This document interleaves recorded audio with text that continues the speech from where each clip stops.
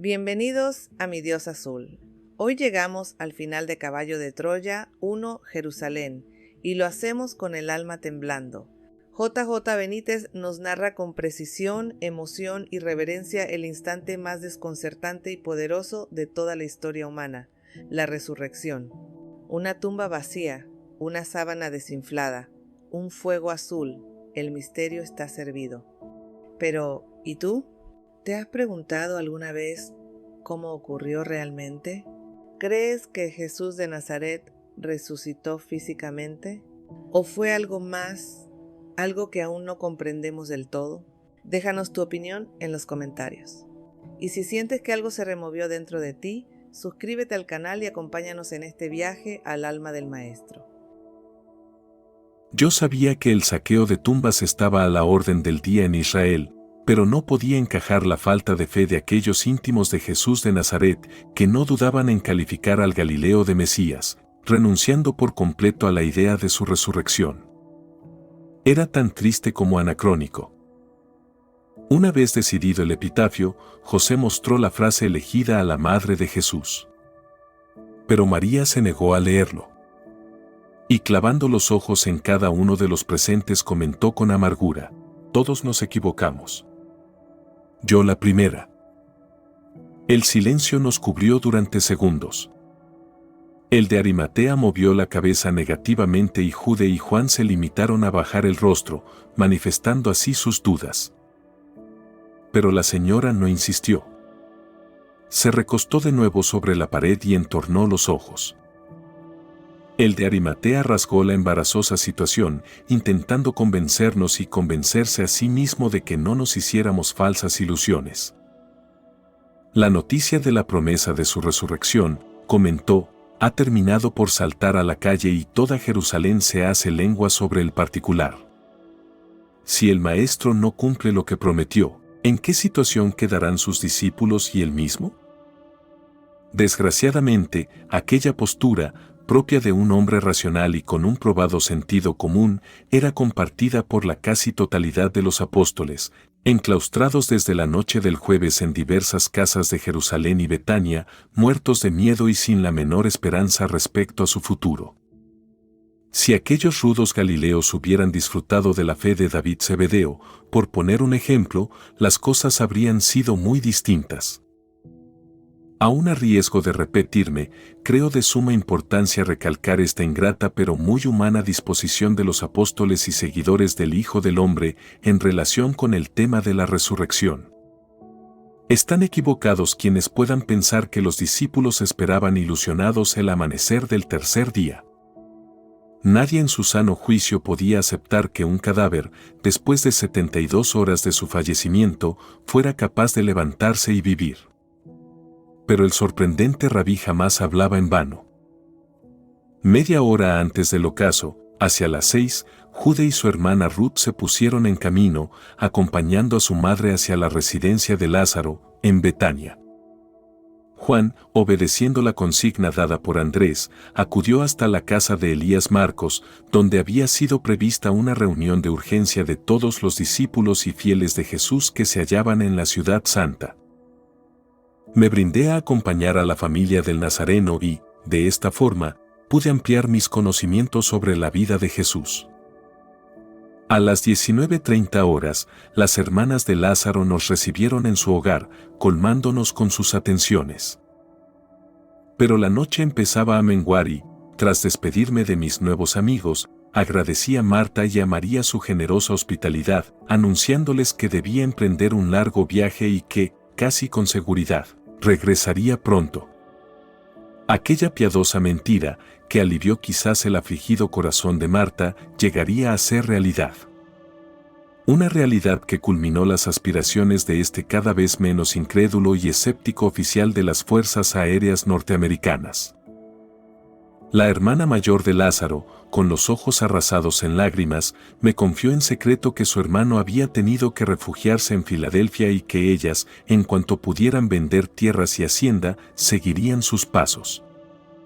Yo conocía la primera parte de la información, pero, torpe de mí, En aquellos instantes, mientras le decía adiós, no supe adivinar lo que verdaderamente encerraba su confesión.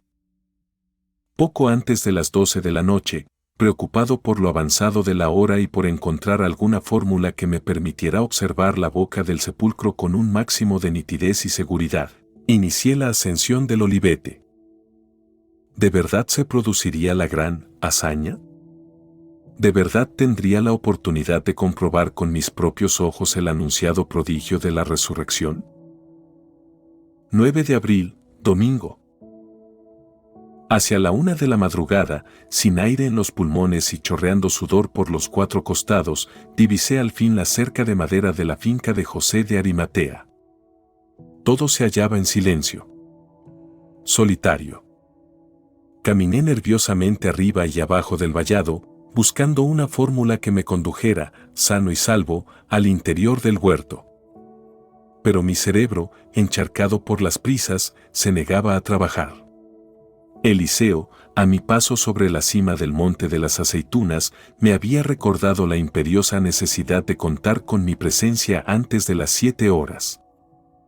Los preparativos para el retorno exigían un mínimo de comprobaciones y el definitivo ajuste del ordenador. Supongo que le prometí regresar mucho antes de esa hora. No lo recuerdo bien. Mi ánimo se había ido excitando conforme corría ladera abajo en dirección a la zona norte de la ciudad. Ahora, con la misión casi concluida, me sentía incapaz de coronar con éxito la que, sin duda, podía ser la fase decisiva de todo el proyecto. Inspiré profundamente y, sin meditarlo más, brinqué al otro lado de la propiedad. Podía haber abierto la cancela, pero lo pensé mejor. Aquellos oxidados e impertinentes goznes podían delatarme. Una vez entre los árboles frutales permanecí unos minutos en cuclillas, pendiente del más mínimo ruido. Todo seguía en calma. Y animándome a mí mismo, fui arrastrándome sobre el seco terreno arcilloso, ayudándome en cada tramo con los antebrazos y codos. Había saltado por la izquierda de la puerta con una intención inicial: tratar de alcanzar la parte posterior de la casita del hortelano. Una vez allí, si los guardias no me descubrían mucho antes, ya pensaría algo. Fui haciendo pequeñas pausas, ocultándome tras los endebles troncos de los frutales e intentando perforar el bosquecillo con la vista. La luna, prácticamente llena, irradiaba una claridad que, en aquellos decisivos minutos, podía traicionarme. Unos metros más, me dije, y casi lo habré logrado. Resoplando y con la túnica enrojecida por la arcilla me oculté al fin detrás del muro de piedra del pozo, situado a una decena de pasos de la casa del jardinero. Asomé lentamente la cabeza por encima del brocal y comprobé con alivio que la puerta se hallaba cerrada. No había luz alguna en el interior y la chimenea aparecía inactiva. Quizá los soldados le hayan obligado a desalojar la vivienda, pensé. Y en ese instante, una duda me secó la garganta. ¿Y si hubiera llegado demasiado tarde? ¿Y si la supuesta resurrección hubiera ocurrido ya? El único indicio en este sentido aparece en el texto evangélico de Mateo 28:1-8. Si el autor sagrado llevaba razón y el prodigio tenía lugar al alborear del primer día, es decir, del domingo, todo estaba perdido. El orto o aparición del limbo superior del sol sobre el horizonte había sido fijado por Santa Claus con una precisión matemática. Dada la latitud aproximada de Jerusalén, 32 grados norte, ese instante ocurriría a las 5:42. El ocaso, como ya cité en su momento, se registraría, en consecuencia, a las 18:22. Pero un inesperado acontecimiento me sacó de estas elucubraciones, haciéndome temblar de pies a cabeza. De pronto, los perros de José de Arimatea empezaron a ladrar furiosamente. No había contado con aquel nuevo problema. Me pegué a la pared del pozo, tratando de adivinar la posición de los canes. No tardaría en averiguarlo. A los 2 o 3 minutos sentí a mis espaldas los gruñidos de los animales. Me habían detectado, permaneciendo a 2 o 3 metros, con sus fauces abiertas y amenazantes. Me revolví, dispuesto a golpearles y dejarles fuera de combate si era preciso. Se trataba en realidad de 2 pequeños ejemplares y supuse que no resultaría difícil amedrentarles o golpearles con la vara de Moisés. Lo que más me preocupaba es que las escoltas, romana o levítica, pudieran reaccionar y descubrirme. Me preparé, incorporándome, me dispuse a ahuyentarlos. En eso, una mano ruda y pesada cayó sobre mi hombro derecho. Al volverme, y cuando consideraba que todo se hallaba perdido, encontré ante mí la alta silueta del hortelano. Antes de que pudiera explicarle, se llevó el dedo índice a los labios, indicándome que guardara silencio. Acto seguido me hizo señas para que le acompañara. Desconcertado, obedecí como un autómata. Los perros, al ver al inquilino de la casa, guardaron silencio, siguiéndonos dócilmente hasta el interior de la vivienda. Una vez allí, el hortelano supo de mis intenciones. Me había reconocido y, como seguidor de las enseñanzas del maestro, se mostró complacido ante mi supuesta fe, prometiendo ayudarme a encontrar el sitio adecuado y satisfacer así mi aparentemente insólito y loco deseo. Muy despacio, midiendo cada paso, aquel hombre rodeó la casa, entrando en un pequeño viñedo al oeste de la cripta y que yo había visto fugazmente durante mi primera visita al huerto. En la linde más próxima al suave promontorio donde había sido sepultado el cuerpo del Nazareno se levantaba una especie de enorme cajón de unos 2 metros de altura. Aquel individuo se ocultó tras uno de los muros de tablas del misterioso cubo, y yo hice lo mismo. Desde aquí podrás observar sin peligro. Y acto seguido entreabrió una trampilla existente al pie de aquel lado del cajón, haciéndome señas para que me agachara y entrara. Sin saber lo que me aguardaba, me puse de rodillas, penetrando en el interior. En mi precipitación olvidé la vara de Moisés en el suelo. Para cuando quise retroceder, el hortelano había bajado la trampilla. Empujé pero estaba cerrada por fuera. Desesperado, escuché los pasos del jardinero, alejándose en dirección a la casita. ¿Qué podía hacer? Si gritaba, reclamando la presencia del guarda, los soldados se darían cuenta. Además, pensé con nerviosismo, ¿cómo voy a salir? Una serie de aleteos me devolvió a la realidad. Levanté el rostro, tratando de identificar aquellos sonidos y, al incorporarme, las tinieblas de aquel cajón se convirtieron en un bombardeo de pequeños cuerpos blancos, chocando entre sí, contra mi cabeza y contra las paredes del cubículo. Instintivamente me cubrí con ambos brazos. Pero el aterrado ir y venir de aquellas criaturas prosiguió por espacio de varios segundos. Me agaché de nuevo y, poco a poco, todo fue apaciguándose. El suelo de tierra se hallaba alfombrado de plumas. Al examinarlas comprendí, estaba en un palomar. A pesar del susto no pude evitar una apagada carcajada. El bueno del hortelano me había metido en un palomar. Si he de contar toda la verdad, durante más de media hora, mi preparación de años como astronauta, mis estudios, investigaciones y aprendizaje para tan importante proyecto, no me sirvieron de nada. Sencillamente, el general Curtis no había previsto esta ridícula escena y, por supuesto, yo no tenía ni la menor idea de cómo apaciguar a una treintena de palomas y palomos, lógicamente asustados ante la súbita irrupción de un intruso en su morada. Si no acertaba a tranquilizarlas, sería muy difícil asomarse a la rejilla metálica existente en la zona superior del cajón. Por 2 veces lo intenté, pero el resultado fue igualmente caótico.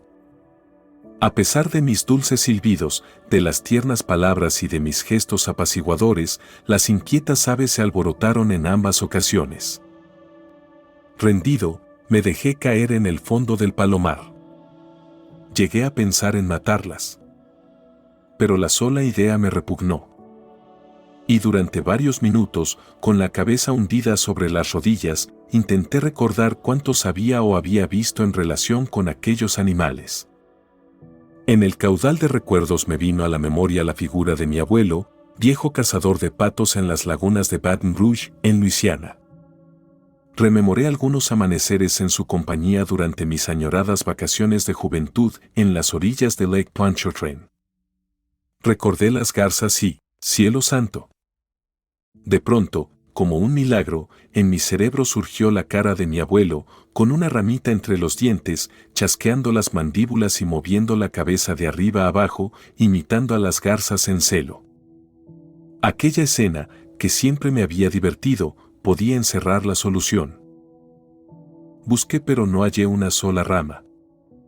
Sin desanimarme, tomé la pluma más larga que había en el suelo del cajón y, colocándola entre los dientes, empecé a oscilar la cabeza a razón de 8 a 10 veces por minuto. Muy despacio, con una lentitud que se me antojó desesperante, fui elevándome hacia los travesaños y celdillas, procurando emitir algo parecido a un arrullo. A medio camino me detuve, observándola sin dejar de mover la cabeza. Aquel viejo sistema para atraer la atención de las garzas hembras en América parecía bueno. Algunas aletearon inquietas, pero la mayoría siguió impasible. Ignoro si absortas o desconcertadas, o ambas cosas a un mismo tiempo, ante aquel pobre estúpido que pretendía hacerse pasar por un palomo más. A los 10 o 15 minutos, Caballo de Troya entraba en deuda con mi desaparecido y ocurrente abuelo. Las palomas, sosegadas, terminaron por aceptarme u olvidarme. Porque este detalle nunca lo he tenido muy claro. Y sin dejar de mover la cabeza, con el cañón de la pluma entre los dientes, me asomé al fin a la reja de metal. Mi posición, tal y como había asegurado el hortelano, era privilegiada. Me hallaba a unos 8 o 10 metros del final del estrecho sendero que conducía a las escalinatas del sepulcro. La luna iluminaba sobradamente la parte superior de la peña, así como a los soldados que montaban guardia en el filo mismo del callejón o antesala de la cripta. Habían encendido una hoguera, formando dos grupos perfectamente diferenciados y distanciados entre sí unos 3 o 4 metros. Poco a poco fui reconociendo a los centinelas. Los que se reunían alrededor de la fogata eran infantes romanos. Pero no vi a ningún oficial. El segundo pelotón, también de 10 hombres, estaba integrado por levitas. Era curioso, durante más de media hora, ninguno de los guardianes del templo se dirigió a sus supuestos compañeros de servicio. O mucho me equivocaba o se ignoraban mutuamente. Aquella situación era perfectamente verosímil, teniendo en cuenta el odio compartido de ambos pueblos. A pesar de mi proximidad, la boca de la cámara funeraria no era visible desde aquel improvisado observatorio. Al encontrarse por debajo del nivel del terreno, resultaba poco menos que imposible divisarla. A lo sumo, e incorporándome hasta el techo del palomar, alcanzaba a ver un trecho de la zona superior de la fachada sepulcral. Aquello me inquietó. Pero opté por serenarme. Después de todo, si ocurría algo, los primeros en advertirlo serían los propios guardianes. Bastaba con no perderles de vista. El hecho de que estuvieran allí, apaciblemente sentados o tumbados sobre el terreno, era señal de que, de momento, nada extraño había ocurrido. Y a las 2:30 horas, tal y como había programado Caballo de Troya, Eliseo efectuó la primera de las llamadas conexiones en cadena. Hasta las 3:30 horas de esa madrugada, mi compañero en el módulo iría recordándome el horario cada media hora. A partir de ese momento, y hasta las 6 horas, las llamadas, porque de eso se trataba, se efectuarían cada 15 minutos. El proyecto había previsto, y así fue aceptado por todos los componentes de la misión, que, en caso de alta emergencia, el módulo despegaría, incluso, con uno solo de los astronautas.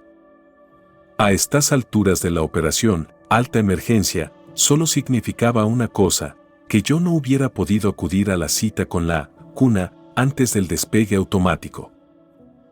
Por supuesto, no quise intranquilizar a mi hermano, explicándole que me hallaba encerrado en un palomar. Por su parte, Eliseo tampoco se refirió en esos instantes a la extraña señal detectada en el Gun Dash, el radar de a bordo. No quise cargarte con nuevas preocupaciones, manifestó a mi retorno a la cuna. Al parecer, hacia la 1 de esa madrugada, ante el lógico desconcierto de mi hermano, otro objeto volante, procedente del sur, irrumpió en la pantalla del radar. Era el tercer vehículo que detectábamos desde la madrugada del jueves. Un objeto que guardaba una estrecha relación con nosotros mismos, aunque, obviamente, ni Eliseo ni yo podíamos imaginarlo en aquellos cruciales momentos. Y a las 2:40 horas ocurrió lo inexplicable. Cuando vigilaba los movimientos de la guardia noté algo raro. No sabría cómo explicarlo. Fue una sacudida. No, quizá la palabra más exacta sería vibración. Pero una vibración seca. Casi instantánea, sin ruido. Cesó en cuestión de décimas de segundo. Mi primera impresión fue confusa. Pensé que quizá el palomar había oscilado como consecuencia de alguna racha de viento. Pero enseguida caí en la cuenta de dos hechos importantes. En primer lugar, no había viento. Y, segundo, las palomas también habían acusado aquella especie de descarga eléctrica. Por llamarlo de alguna manera.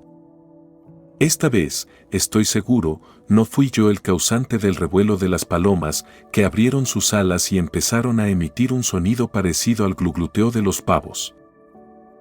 Si se trataba de un nuevo seísmo, Eliseo lo registraría al instante y me daría aviso de inmediato. Pero la voz de mi compañero siguió muda. Me aferré con fuerza a la reja metálica y concentré mis 5 sentidos en los soldados. 2 o 3 se habían levantado, pero, a excepción de esto, todo parecía tranquilo.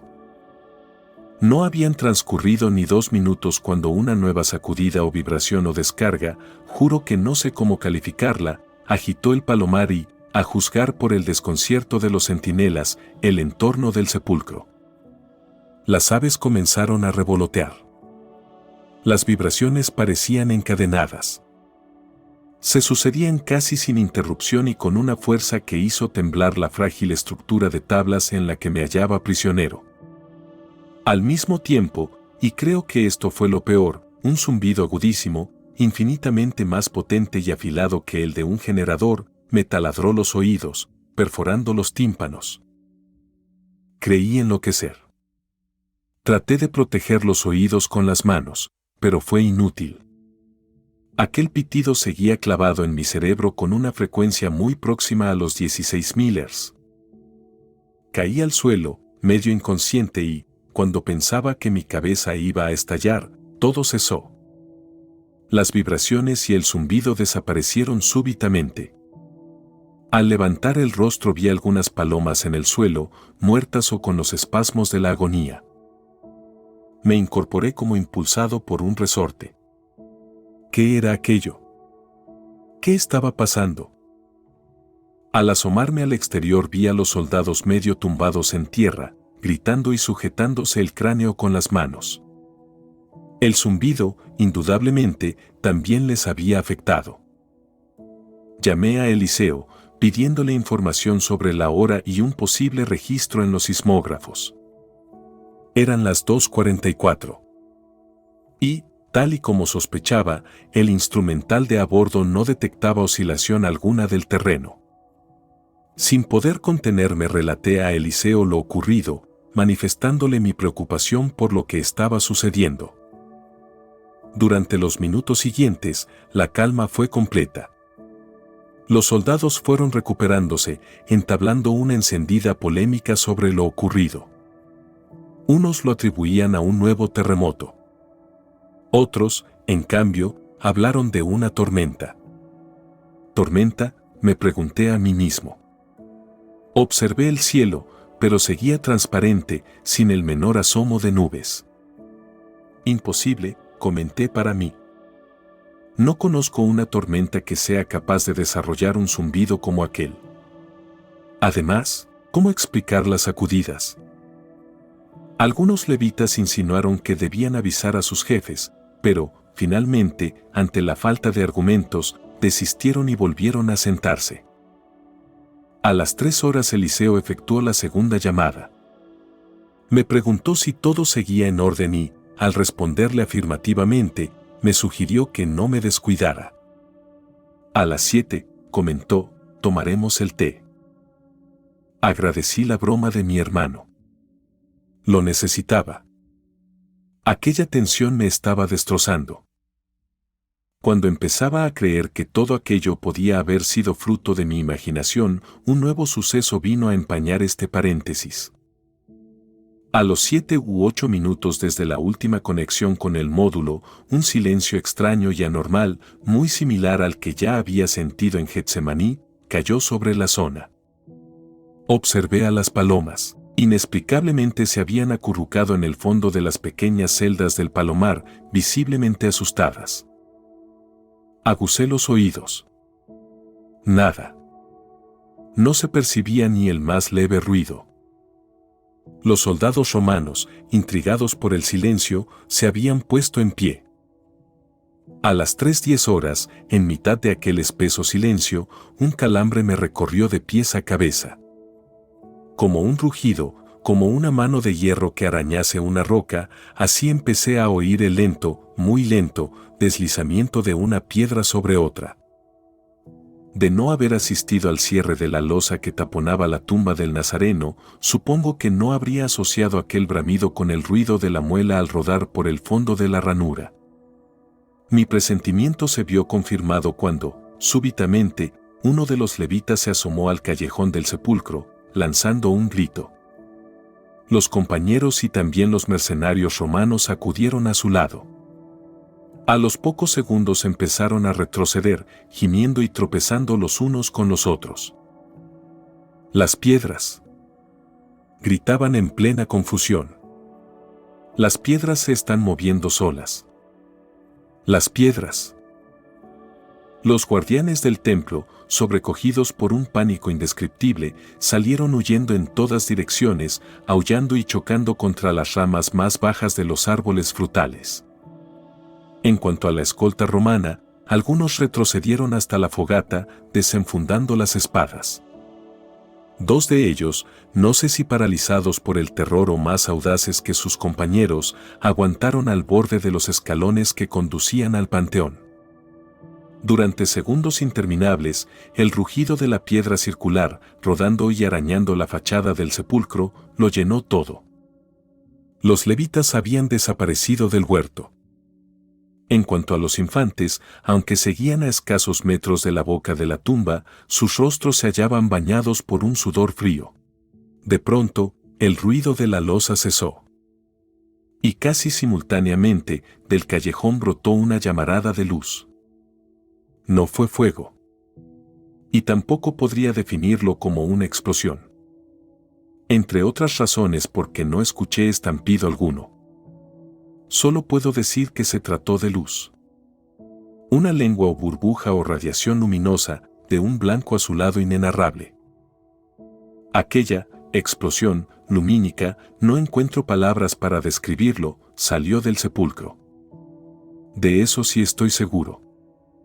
Y se prolongó instantáneamente hasta los árboles más cercanos, situados a poco más de 4 metros de los peldaños de acceso al panteón.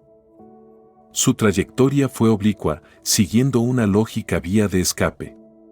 En cierto modo me recordó una onda expansiva, pero luminosa. En décimas de segundo desapareció y todo quedó en el más absoluto silencio. Los soldados yacían por tierra, como muertos. Me revolví inquieto, intentando ver a alguien. Allí, por supuesto, había ocurrido algo anormal e inexplicable a la luz de toda razón. Pero, por más que rastreé el lugar con la vista, el sepulcro y su entorno seguían solitarios. La hoguera continuaba flameando y de la tumba, de eso doy fe, no salió persona alguna. Pero, ¿quién podía aparecer por aquellos escalones, de no haber sido el propio Jesús de Nazaret. Jesús de Nazaret. Y sin saber cómo ni por qué, me senté en el suelo del palomar, pateando furiosamente la trampilla. Tenía que salir. Tenía que entrar en el sepulcro y desvelar la duda que acababa de asaltarme. ¿Seguía allí el cadáver de Jesús de Nazaret? Maldita puerta. Ábrete. Y en uno de aquellos violentos puntapiés, la trampilla saltó por los aires. Me deslicé como un loco por la portezuela, seguido de un no menos enloquecido torbellino de palomas. Recuperé mi vara y corrí sin aliento hasta el borde de los escalones. Los soldados, con los ojos muy abiertos, continuaban en tierra. Y comencé a bajar los peldaños. Pero, hacia la mitad, de pronto, sentí miedo. Un pánico irracional que me erizó los cabellos. Di media vuelta y salí de allí a la carrera, sofocado y con la lengua endurecida como el cartón. Pero, cuando me disponía a aventurarme por entre los árboles, sin rumbo fijo, algo me detuvo. Es posible que fuera mi corazón, acelerado por encima de las 180 pulsaciones por minuto. Tomé aliento, me recliné sobre el tronco de uno de los frutales y traté de pensar. Tenía que volver. Era preciso. Pulsé la conexión auditiva y rogué a Eliseo que no preguntara nada. Solo háblame sin parar hasta que yo te avise. Eliseo no hizo preguntas, pero, consciente de que algo grave sucedía, trató de animarme. Tengo un libro entre mis manos, comenzó, y quiero leerte algo. Mira al oriente. Mira al oriente de tu corazón. Está saliendo un nuevo sol. Mientras aquellos versos sonaban en mi cerebro como una mano mágica, nunca supe quién era el autor, desandé el camino, acercándome entre temblores al foso de la cripta. Dicen que deja estelas de libertad. Dicen que es la esperanza. La esperanza dormida hasta hoy en la otra orilla. 1, 2, 3, 4 escalones. Solo me faltaba uno. Inspiré varias veces y, a la luz de la luna, me aproximé a la fachada de la tumba. Las dos piedras, efectivamente, habían sido removidas hacia la izquierda, dejando al descubierto el oscuro hueco de la cueva. Pero, si los 20 guardianes estaban allí arriba, me dije, ¿quién ha hecho rodar estas moles? El peso total de las mismas tenía que ser superior a los 275 kilos. Los sellos del gobernador aparecían arrancados y tirados en el callejón. Empecé a sudar. ¿Me asomaba? ¿Y si no estuviera?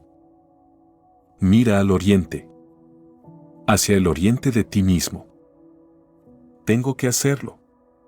Y colocándome en cuclillas, asomé la cabeza. Pero la oscuridad en el interior de la cripta era total, cerrada como boca de lobo. Es imposible, me dije. Necesito una antorcha. Regresé a lo alto, tomando uno de los leños llameantes de la fogata. Los soldados, aunque paralizados, vivían. Su pulso no ofrecía dudas. Está amaneciendo en la costa de tu mirada. Ya brilla una nueva estrella. Bajé las escalinatas y con el corazón al borde de la fibrilación introduje la tea por el hueco de entrada. La luz rojiza del hacha inundó al instante la cámara sepulcral. Gateé un poco más y, al levantar la mirada, una sacudida desintegró mi alma. La tea cayó al suelo y yo quedé allí, de rodillas, con la boca abierta y los ojos fijos en aquel banco de piedra. Vacío. Ya llega. Ya tienes mi señal entre tus manos. Y sin poder contenerme, las lágrimas empezaron a rodar por las mejillas. El miedo había desaparecido. Jesús de Nazaret no estaba. Pero en mis oídos seguían sonando los últimos versos de Eliseo. Ya llega. Ya tienes mi señal. Dejé que las lágrimas cayeran sobre el suelo de aquel lugar, mientras una gran paz aliviaba mi torturado corazón. sin pestañear, sin moverme, examiné los lienzos. La sábana mortuoria estaba en el lugar que había ocupado el Nazareno. Y entre ambas caras del lienzo, en el lugar donde había reposado la cabeza del Maestro, se distinguía el bulto del sudario o pañolón con el que Nicodemo había sujetado su maxilar inferior. Era como si el cadáver hubiera sido absorbido con una jeringuilla. Como si aquel cuerpo de 1,81 metros se hubiera evaporado. La posición de la sábana, deshinchada, sobre sí misma, no admitía lugar a dudas. Si alguien hubiera robado o trasladado el cadáver, los lienzos jamás hubieran quedado en aquella posición. Pero, ¿cómo? ¿Cómo? Repetía sin descanso. Primero fueron las trepidaciones. Después las piedras que ruedan, empujadas por una fuerza invisible y, por último, aquel fuego azul. ¿Cómo? Y ahora, como el más grande prodigio de todos los tiempos, una tumba vacía. Sería preciso esperar a mi segundo, gran viaje, a la Palestina del año 30 para empezar a intuir lo que había sucedido en el interior de aquel sepulcro. Fue el análisis de aquellos lienzos lo que nos dio una pista. Como anticipo puedo decir que la resurrección del Galileo, el hecho físico y milagroso de su resurrección, se produjo poco antes de la desintegración de los restos mortales. Nada tuvo que ver una cosa con la otra. El cadáver se había esfumado, sí, pero antes, insisto, Jesús había hecho el gran prodigio. Finalmente advertí a mi compañero que me disponía a emprender el camino de retorno a la nave. Y a las 3:30 horas, después de besar el suelo rocoso de la cripta, abandoné el huerto de José de Arimatea. Los soldados de la fortaleza Antonia continuaban desmayados, como mudos testigos de la más sensacional noticia, la resurrección del Hijo del Hombre. Y a las 7:02 horas de aquel domingo, de gloria, 9 de abril del año 30 de nuestra era, el módulo despegó con el sol. Y al elevarnos hacia el futuro, una parte de mi corazón quedó para siempre en aquel tiempo y en aquel hombre a quien llaman Jesús de Nazaret. Enero de 1984. Una tumba vacía, un fuego que no quema, una sábana que conserva el molde de lo imposible. Jesús ya no estaba allí. El Galileo cumplió lo que prometió. ¿Y tú? ¿Qué sientes al saber que incluso sus discípulos más cercanos dudaban? ¿Habías imaginado alguna vez la resurrección con tanto detalle como lo hace Benítez? ¿Es fe o es ciencia futura que apenas estamos empezando a intuir? Queremos leerte. Tu voz también forma parte de este camino. Déjanos tu comentario, comparte este video con quienes aún buscan y recuerda, suscribirte a Mi Dios Azul es un acto de fe en la verdad, en el amor y en la luz. Hasta la próxima travesía y que tu corazón siempre mire hacia el oriente. No te pierdas, próximamente, Caballo de Troya 2, Masada.